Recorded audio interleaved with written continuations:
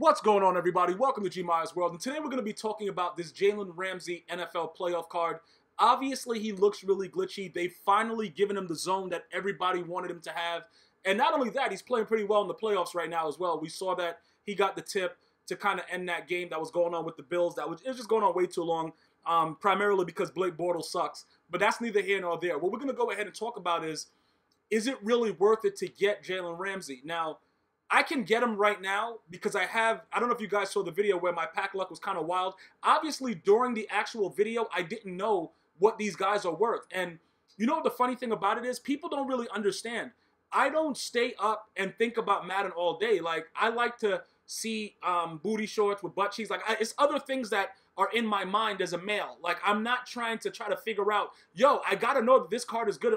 That's not what I do. So as I'm opening these packs, I'm not on it like that. So I don't even realize the value of what I got until after I see some of the comments like, yo, that's mad glitchy. But still in all, even though I didn't know the value, I still made the most out of it, you know, within the sets. Like, I'm going to still go look at the sets. I don't need Mutthead or anybody to tell me, you know, look, if I go and look at the price of another card and I got one of these cards and the math seems right, you know, I should do that. I should do that set. So pretty much I got a lot of the other things out of the, I got the, in a couple videos, I'm going to be showing you some of the new NFL players. I just had some of these videos already edited that I just never put audio on. But there goes Calvin Johnson right there. I can't really go away from him because he does so much. But I do have an idea that I'm going to be putting together where he's probably going to be in another position. I'm not going to let you guys know what I'm going to do with him yet. But I have no complaints with him, bro. And the funny thing about it is, he's such a cheap card because of the whole situation that happened where there was so many of them during the holiday release that he's very, very cheap when compared to a lot of things. Now, obviously, I'm a Mutt Master, and a lot of my viewers that, you know, that's been subscribed and been watching, I've encouraged you guys also to become Mutt Masters. And I know it's a strenuous process. I know you hate yourself sometimes when you're going through some of the objectives. But once you get Sean Taylor, there really is no other card that compares to him. It doesn't matter what they put out. Sean Taylor is Sean Taylor. And right now in this game, I don't know. It doesn't matter what the name is.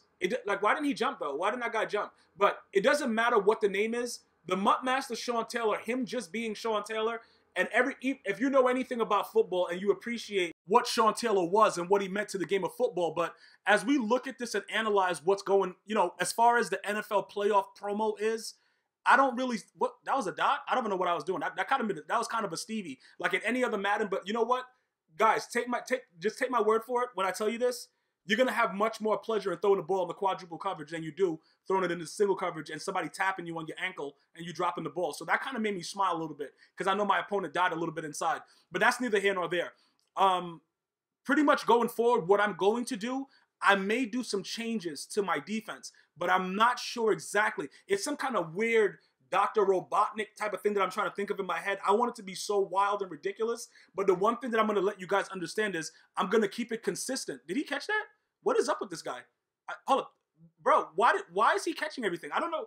It's something up with that Calvin Johnson. That dude is just sticky. After the patch, though, they got a patch that's coming very, very soon. It's going to be sometime before the last week of January. I don't know the exact ETA of it, but we have to see what it does. It's supposed to reduce the effectiveness of jukes and spin moves. That's one of the primary things.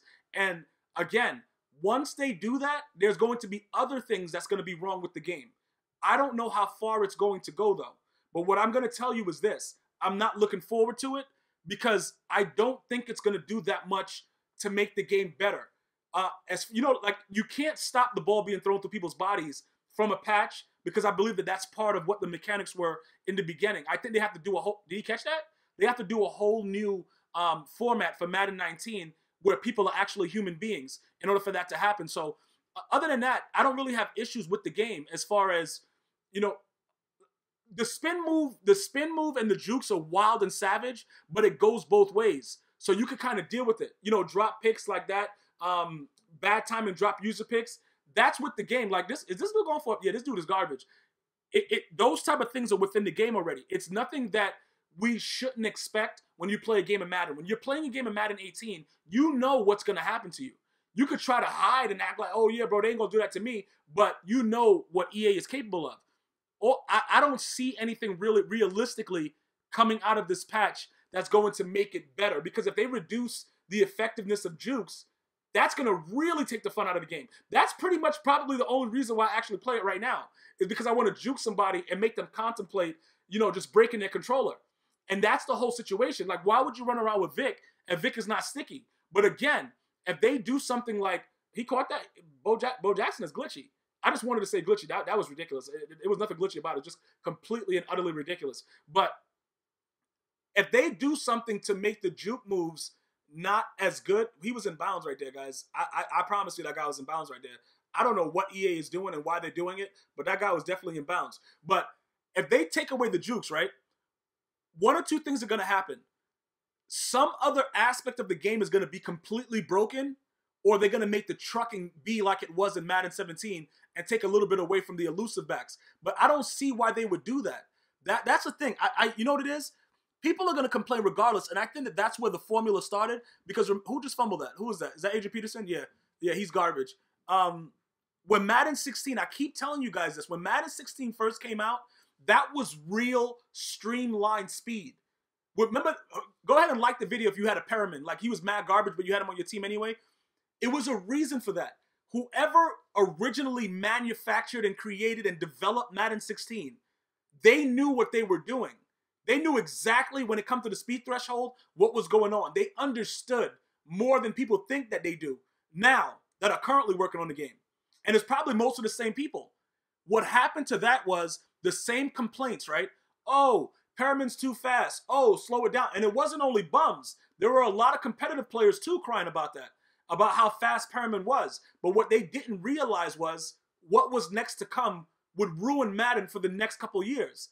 That patch, when they created people sliding into each other and doing all kinds of craziness, that opened up a formula that created this speed threshold, where people are like, yeah, but in the NFL, you know, you don't really burn everybody every play. I don't think these people understand that are saying that. It has nothing to do with that. If you watch Ben Roethlisberger play, right, all he does is air the ball out. Sometimes his passes are so inaccurate that you're just like, yo, what is he doing? But guess what happens if you look at the play? Juju's open. Martavis Bryant is open. Antonio Brown is open. Do you know why that is? Because speed matters.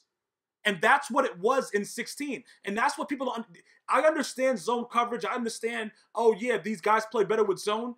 Speed is the most... If you're an athlete, and I've been around a lot of athletes that play in the NFL at the highest level, when you have speed, that's what makes Tyreek Hill he's just so ridiculous. And then you're probably going to say, yeah, but why doesn't he run deep every play?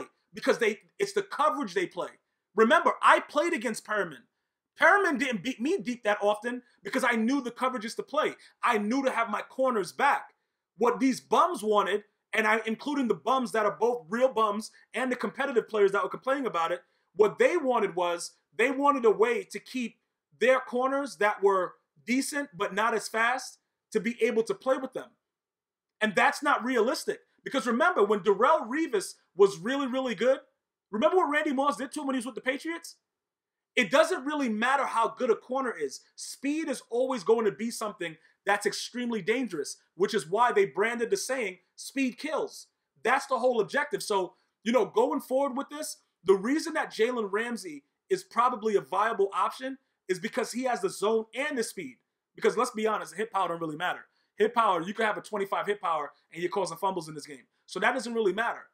But at the end of the day, how do you go away from Calvin Johnson, free safety at corner, when he's big, 6'5", he has zone that's you know, just comparable to Jalen Ramsey, and he's so much cheaper. And most of you guys already have him. And he got extra speed just because he was part of the snow promo. So how do you go wrong with that? That's what I'm trying to make you guys understand. It's not about the flashiness and everything like that. Oh, yeah, I got this player. If a player is good and you feel like he will upgrade your team, is that the GOAT, Sean Taylor? Yes, that is. If you feel that they will make... whoa, what is he doing, bro? Oh, hey, Lattimore, bro. Let's take it easy out here, bro. What you're going to have to do is you're going to have to assess what needs to be done. And then what you assess, that's what you go with. If you feel like your Mike Vick is garbage, get a Todd Gurley. Okay? But if you like Vick, why would you get a Todd Gurley? If you like your wide receiver, like I like Calvin Johnson at wide receiver, Why would I get Julio Jones playoff version? Unless I'm a Falcons fan. Other than that, it don't really matter. So what I'm saying is, guys, don't really jump on the bandwagon to get these cards for no apparent reason. Focus on what you have and see what works for you, and then go from there. And then we'll see how it happens. I got a lot more gameplay coming soon. Welcome to all my new subscribers. Thank you guys. I love you guys so much. Until next time, one love.